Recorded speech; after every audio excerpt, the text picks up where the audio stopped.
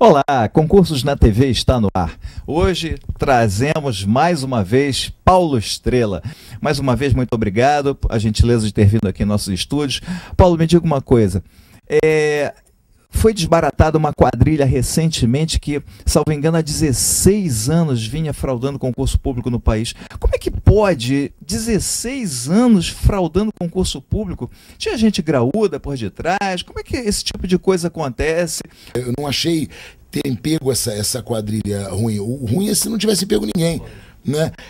Aí era sinal que tá havendo fraude e que as pessoas estão entrando no concurso público pela janela.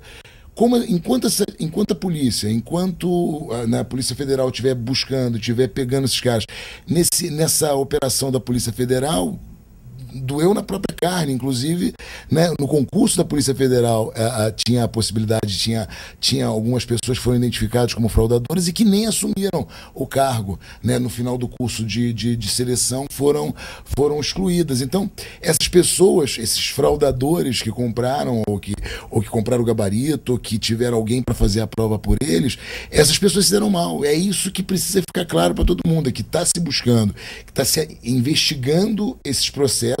Qualquer sinal de fraude tem que ser investigado, né? Tem que ser comprovado.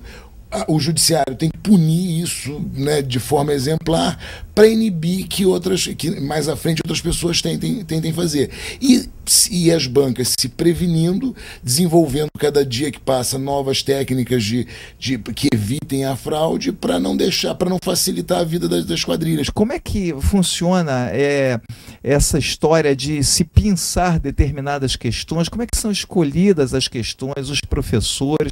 Porque cada vez que levanta-se um concurso público gigantesco com mais de 100, 200 mil candidatos, as possibilidades de fraude são muito maiores, porque o processo que isso vai se desenvolver também vai ficar mais complexo, vai ficar maior e vão haver mais brechas. A banca examinadora é escolhida e ela tem um conjunto de professores que vão estar construindo as questões. São sempre produzidas questões a mais do que o necessário para a prova. E depois as questões são selecionadas, né? São, como você falou, são pensadas para a montagem da prova. Então, nem o professor da banca sabe se a questão dele será utilizada, né? E nem quais as questões serão utilizadas, elas são sorteadas. Isso é uma segurança. A partir da escolha, quer dizer, da montagem dos professores, das questões, a partir desse ponto é que a segurança fica imprescindível, né? A partir do momento que o professor fez as questões e as questões são selecionadas, a partir daí tudo tem que ser sigilo absoluto, e essa é a grande dificuldade, porque essa prova vai ter que passar por uma correção, essa prova vai ter que passar na mão de muita gente, da gráfica, vai ter gente manipulando essas provas, né, para montagem, grampear. Então, é todo um processo onde tem uma linha de produção muito grande, muita gente envolvida no mecanismo e que tem que ser garantido a segurança desse mecanismo. Então, as bancas, quer dizer, as grandes bancas já tem uma estrutura um pouco mais montada com relação de gráfica, de segurança, do que as bancas que são novas, pequenas. Agora, quando um cliente, uma instituição, uma entidade, um órgão contrata uma banca organizadora de um concurso público, ela contrata diretamente.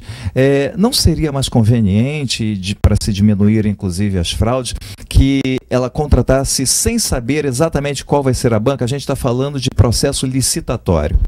Sim, olha só, aí tem duas vertentes nessa discussão, né? Quando você abre uma licitação, você corre o risco de acabar optando pelo menor preço, que nem sempre é a melhor saída. A gente pode usar como exemplo a FUNRIO na prova da PRF, todo mundo esperando ano passado que a CESP assumisse a prova da PRF, porque a prova anterior da PRF, que tinha dado certo, foi a CESP que tinha organizado. A FUNRIO entrou com uma proposta melhor, ganhou a licitação e deu problema na prova da FUNRIO. E talvez não fosse a hora de uma regulamentação do concurso público? Você falou em regras. Não está na hora de se fazer uma lei do concurso público, Paulo? E você falou também em comissões, e de cada poder ou cada entidade ter uma comissão própria, por que não a OAB, uma comissão do concurso público? Dois pontos que são importantíssimos quando a gente fala de concurso público, ou quando a gente fala de qualquer assunto da esfera pública, que é transparência e controle. Se você tem transparência nos processos e com transparência você consegue executar um controle mais eficiente. Com os dois, né, fica as possibilidades de fraude, as possibilidades de favorecimento, do que seja, se reduzem muito. Então, a transparência é fundamental. As leis, uma regra para o concurso público que envolvesse todos, né, todos os poderes, que fosse tanto para a esfera federal, municipal, estadual, é o sonho de consumo do concurseiro, é o sonho de consumo de quem busca o concurso, porque ele ia estar seguindo sempre uma regra e tendo pontos de controle fiscalizados por uma entidade, que pode ser um órgão criado pelo próprio Estado, ou uma instituição, uma agência reguladora, alguma coisa que regulasse e que fiscalizasse, que tentasse fazer com que o concurso não, ou evitasse essas fraudes, né? Quer dizer, evitasse tentasse não evitar, mas tentasse identificar os furos na segurança e orientar as bancas de que forma elas elas corrigiriam esse troço, esse furo. E lei dos concursos públicos? Vai sair? Está no forno? Bom, com essa quadrilha desbaratada pela Polícia Federal, o ministro do Planejamento pediu montou uma comissão para discutir o concurso público e para criar regras um pouco mais seguras para o concurso público. Então essa comissão foi montada, tem um mês para agora menos um pouco, mas tem um mês para sair com uma proposta de uma lei, né? Mas que fizesse uma regulamentação mínima, mas talvez fosse a hora da gente discutir mais e sair com uma lei um pouco mais completa e que cercasse outras coisas, que favorecesse também o candidato com relação ao tempo de preparo, a liberação o quanto tempo entre a prova e o edital que seria necessário para o cara estudar. Bom, vamos finalizar essa entrevista deixando uma mensagem de otimismo, por que não? Apesar das fraudes, apesar da gente sempre saber que nesse exato momento provavelmente tem alguém pensando, planejando fraudar o próximo concurso público. 99,99% das pessoas que entraram na carreira pública ou entraram por concurso público entraram de forma honesta, entraram por esforço pessoal.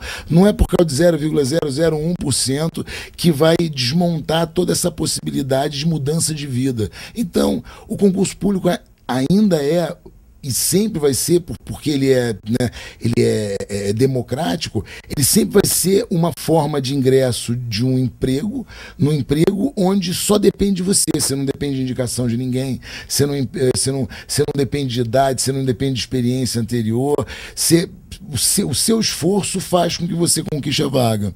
Eu acho que essa é a grande vantagem dos concursos públicos e não pode ser abandonada, porque a grande possibilidade para quem tem um pouco mais de idade, a grande possibilidade para quem está entrando agora no mercado de trabalho. Quer dizer, é uma grande instituição, é um grande instituto que deve ser aproveitado para ingresso, para conseguir um emprego.